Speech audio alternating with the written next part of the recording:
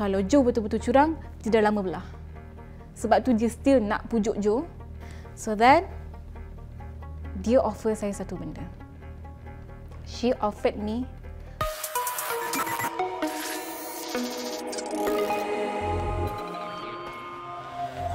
Hello, welcome to another episode of Motive Trending. Joining me today dekat studio kita ada Dewi. Hello guys. Baru-baru ini Dewi menjadi bualan netizen gara-gara terpalit dengan satu isu yang sangat besar. Ya, betul.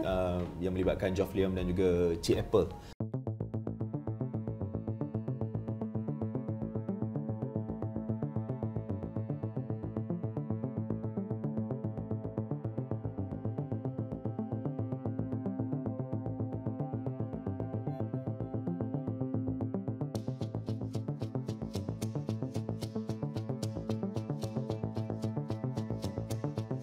Yeah. Jadi macam-macam tomahan, macam-macam komen yang diterima. Jadi Dewi, hari ini datang katanya nak clear the air.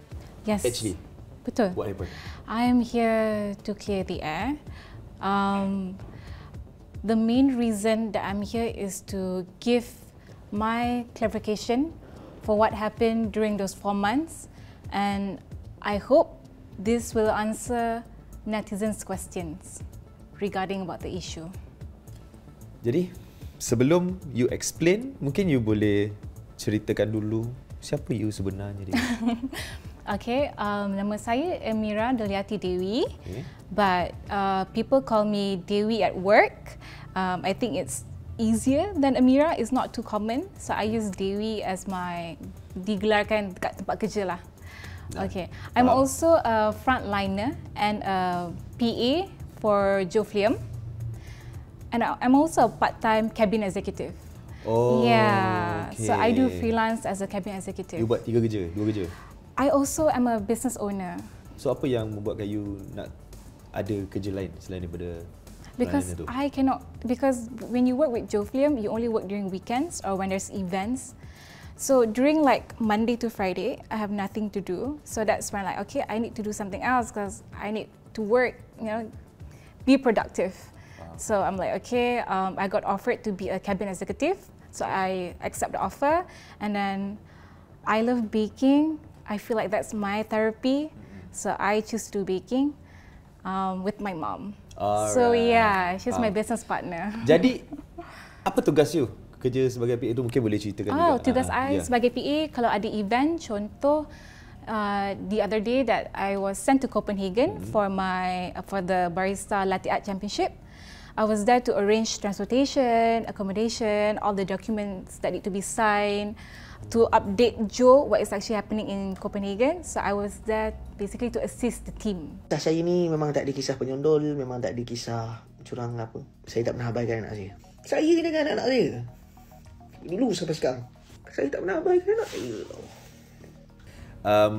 Disebabkan cerita tu, you dilabel sebagai penyondol. Okay. Jadi, kecaman yang you terima tu, macam mana you menanggani benda I can answer this question, but with this question will be my statement. Okay. So this answer will be very long. Jawapannya agak panjang because saya akan ceritakan apa yang sebenarnya terjadi 4 bulan yang lepas. Benda dah lama, cuma saya baru nak bersuara. Jadi 4 bulan lalu, 2 minggu lepas kita orang balik daripada Jepun, adalah macam tim pizza saya, dia, how do I say this? Dia sangat, they give me cold vibes, you know. Diorang tak bercakap dengan saya, kalau macam keluar makan tu diorang tak ajak saya, not like before. The environment, situasi dalam keadaan kerja tu sangat beza. Tapi saya ke kerja just for the sake of work, lepas tu saya nak balik. Get my gaji and then balik. Itu saja. Okay. And then 3 minggu lepas itu saya dihantar ke Copenhagen untuk menjalankan kerja sebagai event manager. So saya ditugaskan sana untuk arrange transportation, arrange tempat duduk, makan makanan diorang, tu semua tanggungjawab itu untuk menjaga mereka. Okay. Jadi bila saya dah sampai di Copenhagen, 2 hari selepas saya sampai, Adam sampai. one of the teammates, salah seorang daripada pekerja sampai. Hari kemudiannya, selepas Adam sampai, Jufliam sampai dengan keluarga dia. Okey. Jufliam WhatsApp. Dia bilang kepada saya, boleh tak dia nak jumpa saya dengan Adam pada waktu petang nanti. Saya cakap, okey boleh. So we all jumpa dekat kafe dekat Copenhagen. Jo yang mulakan bercakap, sebenarnya apa yang berlaku kat Pizza ni? Kenapa ada banyak sangat cerita? Adam pun pandang saya menandam. Saya cakap, saya tak tahu. Sebab saya pun nak tahu juga kenapa saya why am I getting those treatments dekat tempat kerja. And then Adam cakap, okey sebenarnya isteri kepada Abang Jo, kepada Jufliam, telah menghubungi salah satu daripada budak-budak Pizza. Untuk bertanya bahawa saya dengan Jo ada hubungan ke tak. Baik. And then saya dengan Jo macam kenapa boleh fikir sampai macam tu? So Adam cakap ada 2 reason. Satu adalah isu 2,000 commission yang saya dapat daripada Japan punya trip tu. Dan kedua adalah isu flag Palestinian tu. Isu Palestinian flag. Okey. So itu adalah antara sebab yang kenapa isteri kepada Jo curiga. Okey. So then lepas habis meeting semua, kita orang cakap okey, apa-apa yang kita discuss dekat Copenhagen, stay dekat Copenhagen, kita balik Malaysia, kita kerja macam biasa je. So that's what we did. That's what I did. Saya, Adam, selepas selesai competition, selepas barista dah tu semua, balik Malaysia, saya continue macam kerja macam biasa.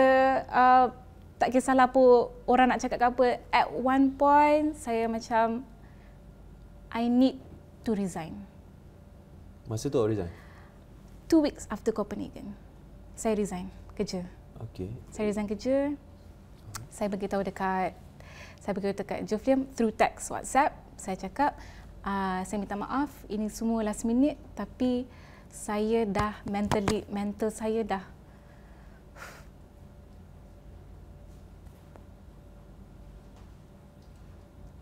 I'm sorry.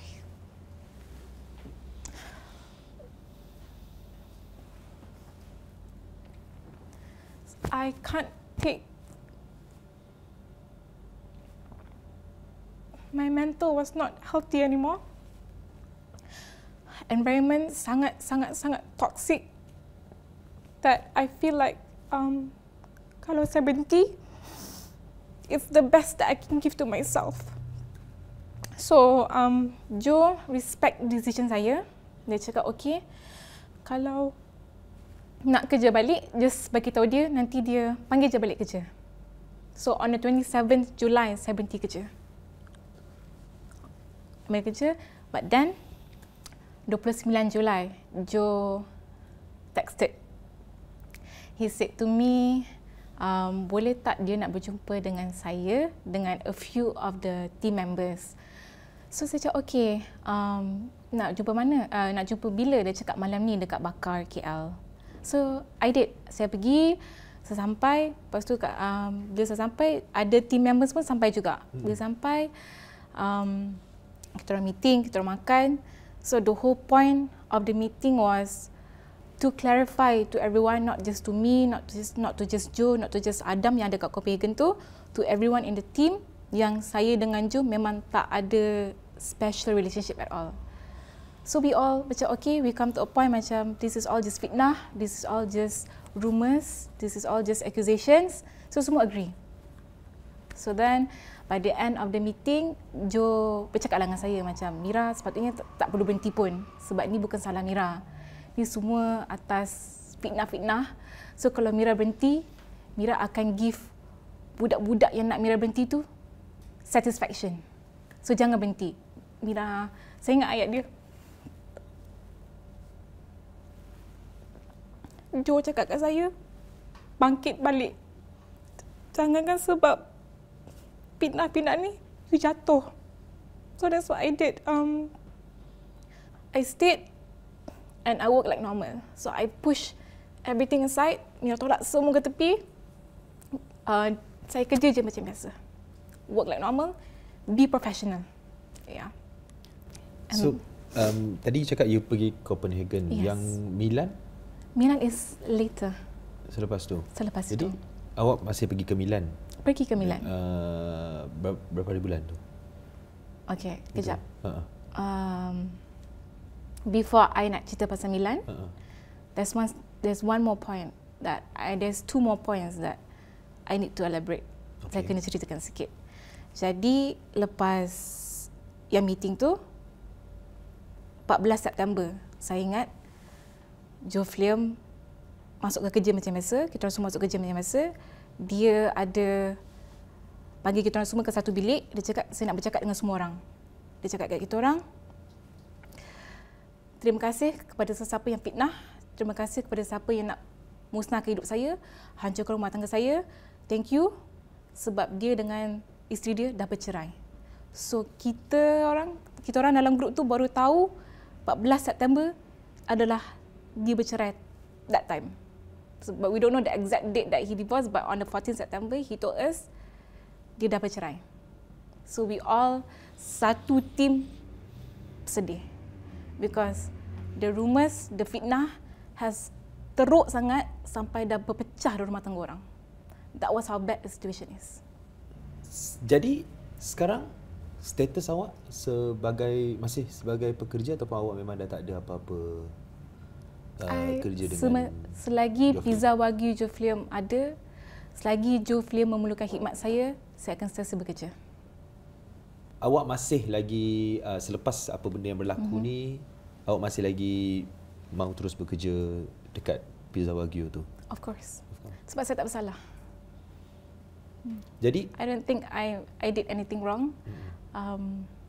I tried to quit, but he's given me another opportunity and I'm not going to waste that opportunity to work with him. Yeah. Okay. Tadi awak kata awak nak cerita pasal Milan. Okay. Boleh saya ceritakan sedikit 1 week before Milan tu? Oh, okay. Okay. Kita akan cerita pasal Milan. Yes. So seminggu sebelum saya ke Milan, Jofliam text saya. Dia cakap, salam Mira, boleh tak isteri saya nak berjumpa dengan awak? Okay. So saya bilang macam, I told to Jo, saya cakap, I think it's too late. That's what I said to him. The damage has been done already. Saya cakap macam tu sebab number one, during that 4 bulan tu, isteri dia korek habis lah pasal hidup saya. My privacy life, my private life, everything about my past life, my aib, semua dia korek dekat budak-budak pizza dan diceritakan dekat semua orang. So that's why I was very reluctant. Saya macam susah hati sangat nak jumpa dia sebab even if you see me, what can you do? You dah buat dah macam tu kat I pun. Faham tak? And then Jo cakap kat saya, it's okay. I respect your decision. Saya hormati awak punya decision. 2 days later, Jofliam WhatsApp saya lagi. Salam Mira. He's very persistent. Dia cakap, boleh tak isteri saya nak jumpa dengan Mira? Dia betul-betul nak minta maaf dekat Mira. So out of respect that I have towards Jofliam, and I said to him, okay, I'll go and come and see your wife. Saya jumpa dengan isteri abang. And then that's when I got the gift. So prior meeting the wife, I dihadiahkan 1 bag Prada bag. Okay. Yang virus tu. So I got that bag. So it was a hadiah yang I dapat untuk menebus kesilapan diorang. For what they put me through that 4 months. So yeah. So that was the gift. And regarding yang story yang I post dekat Instagram, yang I ada post gambar Prada bag, lepas tu I mention Jofliam. Itu disuruh oleh isteri dia. Isteri dia suruh post gambar bag, mention Jofliam, biar orang tahu kita dah okey. Itu ayat dia. That was the whole story. Yeah. So that was prior meeting the wife. Lepas tu, on the same day, hari yang sama, saya jumpa isteri dia juga. Just the 2 of us, kita berdua je. First thing she did, dia nangis kat saya. She was crying and crying and crying. Saya usap belakang dia. I said, it's okay. Benda dah jadi dah. It's okay. She said, dia cakap kat saya, saya minta maaf sebab saya dah buat awak macam-macam sampai hancur rumah tangga saya. She said that to me. And I just told her, it's okay. Benda ni, I terima ni sebagai hikmah. Saya terima ni dengan hati yang terbuka. Saya reda. Because this is God's plan. You know, Allah dah susun cantik dah macam tu. Kita sebagai manusia, kita terima je dengan reda. I said that to her. Lepas tu, dia cakap dia tak nak kehilangan Joe. Dia takut kehilangan Joe. And I cakap ke dia, you are not going to lose him. Just keep fighting for him. Because if you know you dah buat salah, you keep fighting for him, you know. And then she said, tapi Joe dah tak percayakan dia. And then I said, and saya cakap lah, nak build that kepercayaan itu akan mengambil masa. Lepas tu dia cakap penceraian ini adalah sia-sia sebab atas benda remeh-temeh, which is the fitnah and the accusations lah. So dia tak nak kehilangan Joe sebab dia tahu Joe tak curang. Dia tahu saya ni bukan penyondol. Sebab tu dia tak nak kehilangan Joe. Sebab dia cakap kalau Joe betul-betul curang, dia dah lama belah. Sebab tu dia still nak pujuk Joe sebab dia tak nak kehilangan Joe. Yes. So then, dia offer saya satu benda. She offered me untuk jadi isteri kedua. And I asked her, why me? Why me? So she said, number one, sebab during this whole chaos, saya adalah orang yang support Joe. Joe percayakan saya. And I cakap, memanglah sebab during this whole drama, nobody percayakan dia except for me. Not even you as the wife. Because I'm the victim, he's the victim. And saya tahu Joe tak buat benda-benda macam tu pun. So sebab tu dia cakap, yes, I know. Sekarang baru saya sedar dia tak buat benda-benda macam tu pun. Dan dia rasa bersalah. Nombor dua, sebab dia cakap saya rapat dengan anak-anak mereka. Nombor tiga, sebab dia cakap saya dah bekerja dengan Joe pada waktu yang lama.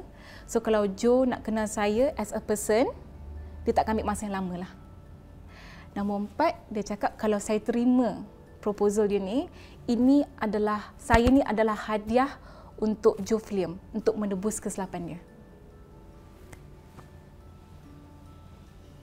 Jadi jawapan awak? My answer to her, I didn't say yes, I didn't say no. Saya cuma cakap, I might say yes now because I don't have any sort of feelings towards Joe. Sebab dia cakap dekat saya, Mira jangan risau. Saya dengan Joe dah bertahun-tahun. Saya tahu Joe boleh jaga awak macam mana dia jaga saya. Saya tahu Joe boleh jaga keluarga Mira macam mana Joe jaga keluarga saya. So jangan risau dari segi perasaan, dari segi financial. Saya tahu Joe akan jaga Mira sebaik-baik mungkin macam mana dia jaga saya. So I said to her, yes, there's pros and cons. I might accept it now because I have no feelings for him. Mungkin dari segi financial, yes, he can take care of me. But emotionally, might not. Then I told her, but in the future, feelings tu akan develop. Dan jawapan saya tak akan sama. So saya cakap kat dia, sort this, selesaikan korang dua, nanti 3 tahun ke 4 tahun check saya balik. Kalau saya cakap yes, saya cakap no. Faham tak? So it's a yes and no answer. But for me, untuk cakap ada perasaan kat Joe, saya tak ada. Jadi apa yang awak nak cakapkan kepada netizen sekarang? Mungkin ada yang awak baca komen-komen ataupun secara semua. Jujurnya, saya faham je kenapa netizen berfikir saya sebagai penyondol.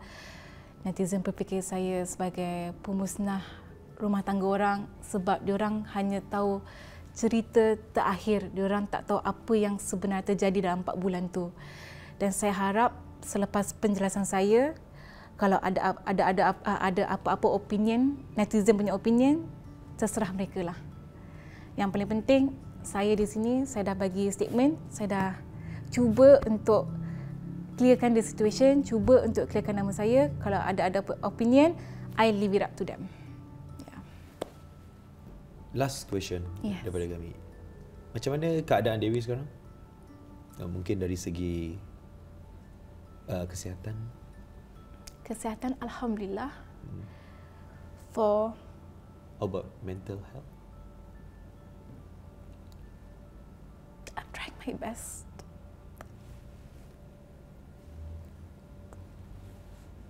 I have the biggest support system and I'm bersyukur sangat, Alhamdulillah. I still have family members yang percayakan saya. Then to me that's more than enough. It's good enough for me.